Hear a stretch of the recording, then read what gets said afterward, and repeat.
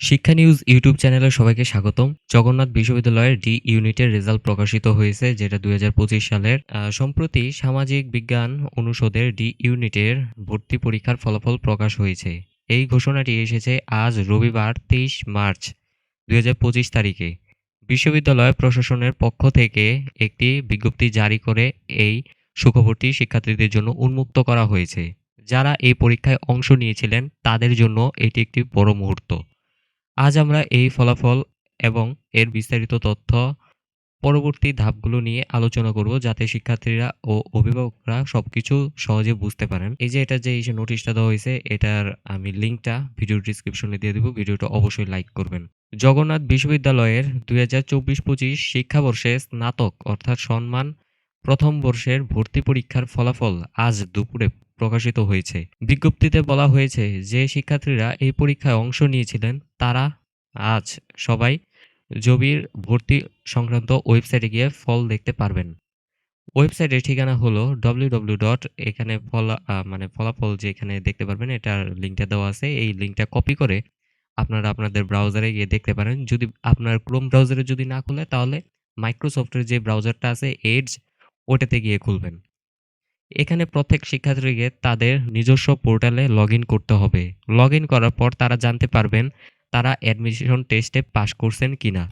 এছাড়া যারা পরীক্ষায় উত্তীর্ণ হয়েছেন তাদের জন্য আরেকটি গুরুত্বপূর্ণ তথ্য দেওয়া হয়েছে। তারা আগামী ৮ এপ্রিল ২০২৫ থেকে ১৭ এপ্রিল ২০২৫ পর্যন্ত ওই একই ওয়েবসাইটে গিয়ে তাদের পছন্দের বিষয় বা সাবজেক্ট চয়েস করতে পারবেন। এই সময়ের মধ্যে বিষয় নির্বাচন না করলে পরে সমস্যা হতে পারে, তাই শিক্ষার্থীদের এই তারিখগুলো মনে রাখা জরুরি।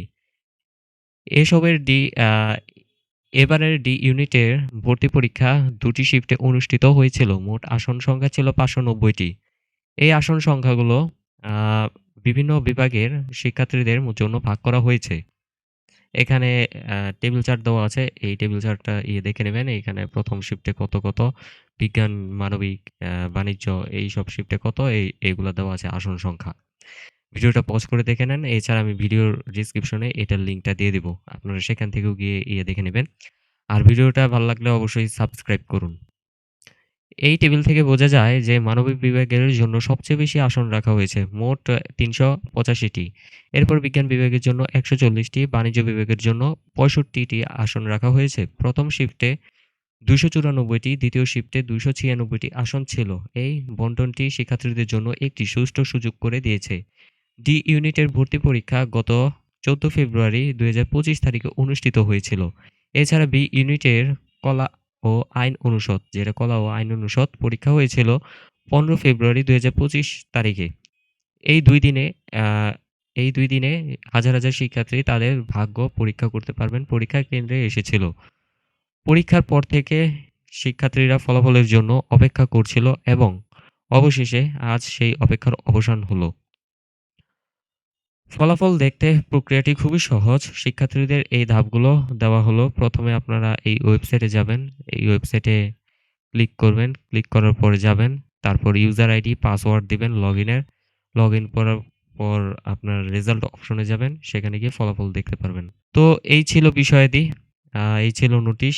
আশা করি ভিডিওটা ভালো লাগছে। ভিডিওটা যদি ভালো লাগে সাবস্ক্রাইব করবেন ইউটিউব চ্যানেলটা। এছাড়া ভিডিওটা শেয়ার করলে শেয়ার করতে পারেন। আর ভিডিওটা লাইক করে দেবেন।